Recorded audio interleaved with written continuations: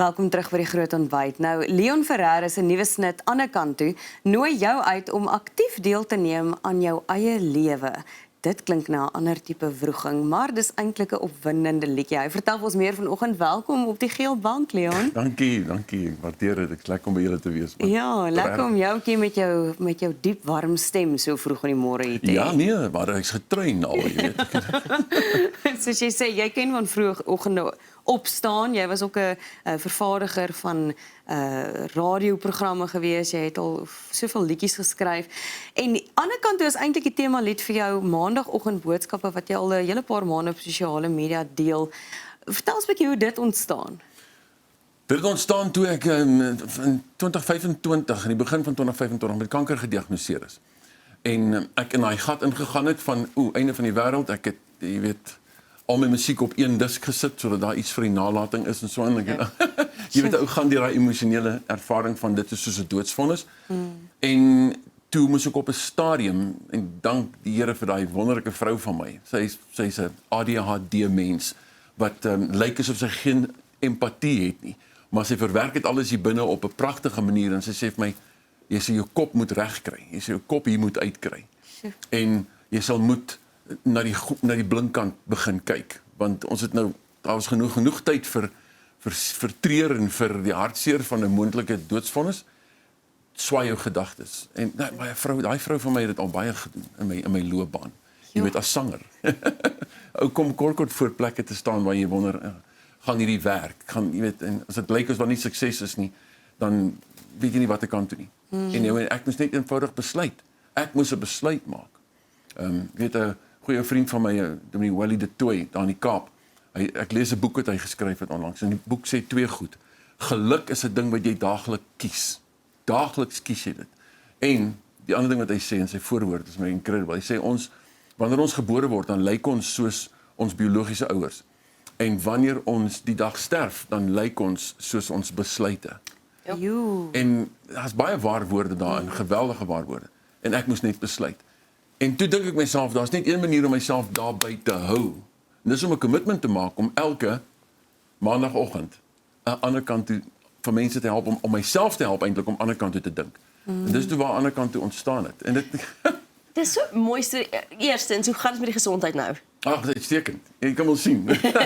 Dis wonderlike nuus. Ons manage alles wat nodig moet, weet, ons hanteer goed wat moet hanteer word. Ja. Maar ons hou dit dop. Maar ek het myself gesê, die kanker moet homself uitsort terwyl ek leef. Ja. Ek gaan nie wag dat my lewe verander of as jy nou met my vrou praat, dan gaan sy sê daar's elke nou en dan 'n oggend waar ek nie lyk of ek uit die bed uit gaan opklim nie. Uitklim nie, maar dis 'n besluit, 'n daaglikse besluit. Leon, ek dink daar's so 'n mooi ingesteldheid. Ek dink baie mense wat deur 'n siektes gaan of gediagnoseer word met iets gaan, is al maklik vir jou sê, maar jy verstaan nie my pyn nie of jy verstaan nie waardeur ek gaan nie en mens doen nie.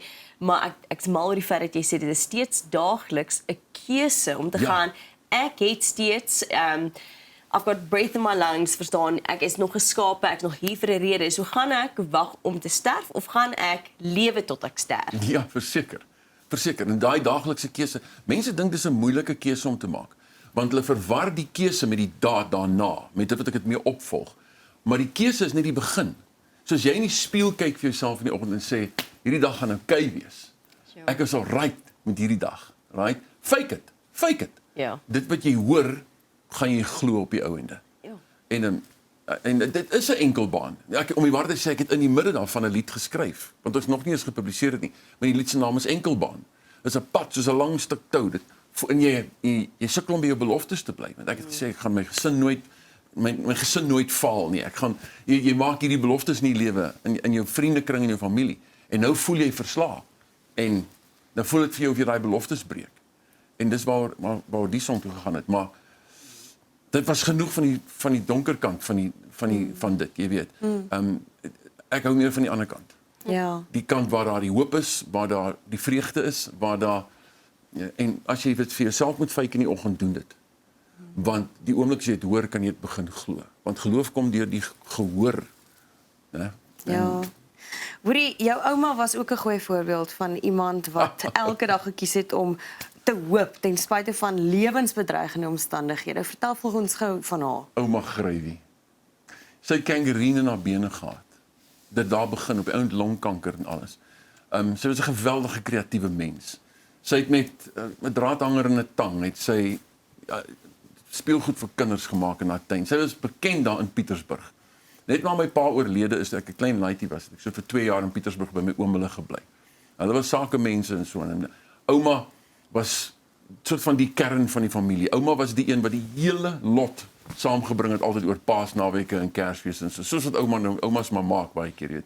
Groot kombuistafel, net eet die hele tyd. Almal en 'n breekvat is ja, maar anyway. Ouma het toe uiteindelik so amper 20% longfunksie oor gehad. Daar was nie meer geld vir hospitale en goed nie, sy het by die huis in die bed gelê. Ja. En as jy na kamer instap, ons as kinders, het was nie so eenmal 'n dag toegelaat om vir ouma te gaan hallo sê.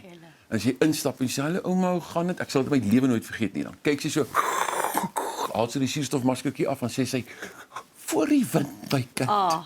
Sit sy terug. Ek het 'n song geskryf jare terug met die naam van Voor die wind, as gevolg van dit wat ouma geïnspireer het. Nou as jy op daai stadium met jou laaste bietjie asem, en dis waar een van die lyne in hierdie song vandaan kom, aan die ander kant vandaan kom, waar daar nog 'n bietjie asem is, daar nog 'n bietjie hoop. Ja. En dit kom letterlik van daai gedagte af, van daai memory af. Daai is een van die mooiste lyne vir my ook, want ek dink ons vergeet dit soms. Ek dink ons kyk so maklik net vas aan alles wat fout is en negatief is en nie lekker is in ons lewe nie. So daai is my so mooi, die kern daarvan. Ja. Hoekom het jy oorspronklik begin musiek maak? Ek kon nie anders nie. Dis een van daai goed. Ek dink een van die goed was 'n bietjie rebellie, want ek het 'n pa gehad wat baie musikaal was. Hy was die ou wat op die koffietafel gespring het as die familie aan die fight was met 'n gitaar, Pa Fanny. Dis nou maar hoor sê wat hulle my sê, want ek was te klein om dit regtig te onthou maar ek onthou hoe ek met sy gitaar op die vloer gesit het en dit is seker van my vroegste memories wat ek het in my lewe. Ek was seker 4, 5 jaar oud en dan het ek daai gitaar so geslaan en niemand het my stil gemaak nie. Maar toe ek nou tiener word, my pa is oorlede, my ma het weer getroud met 'n Engelsman van Newcastle. Ivan John Kent was sy naam. Newcastle, yes. Hy was 'n behoorlike Brit, jy weet. Ek weet nie hoe my oupa hom toegelaat het nie, hy's maar anyway. Toe hy gaan ouers vra het. Maar hy was heelwat ouer as my ma gewees. Hy kon nie woord Afrikaans praat, maar hy het probeer. Dis die verhouding met ons gehad. Ons was familievreters, jy weet. Ons het nie 'n woord Engels gepraat. Maar anyway, ek het nou my trein of thought verloor. Wat wou gesê? Van die musiek maak. Dis reg, ja. Hy het my stil gemaak. Want ek meen, maar ek kon nie anders doen, want ek het amps gebou en gitare gemaak en so aan. En dit was nie musiek daai tyd nie, dit was geraas. En ek dink die feit dat hy dit vir my gesê het, moenie musiek 'n lewe probeer maak nie. Jy sal nooit daarvan 'n lewe kan probeer. Kry vir jou 'n behoorlike werk. Sure. En ek dink dit het my gekrap. Wally skryf in sy boek ook 'n ding van ek noem dit nou want die boek is vir my 'n geweldige inspirasie. Hy skryf daar van 'n airline pilot wat na 747 sit en by die venster uitkyk oor die wolke. En hy onthou hoe sy graad 8 juffrou vir hom gesê het: "Hou op om so by die venster uit te kyk, dit gaan jou nêrens bring nie." En ek dink wanneer mense dit vir jou sê, hou op droom, hou op na die wolke kyk, hou op om ek dink dis juist dan vir sekere ouens die aansporing om te sê, "Wel, dan gaan ek dit doen."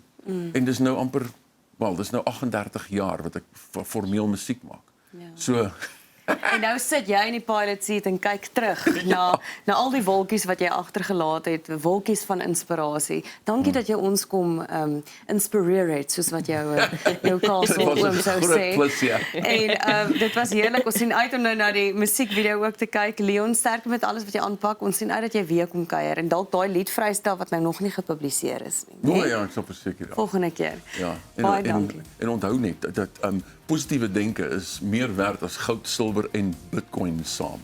Wow. Dit is nou 'n perspektief daai. Baie dankie Leon Ferreira en hier is hy die musiekvideo van Ander Kant Toe.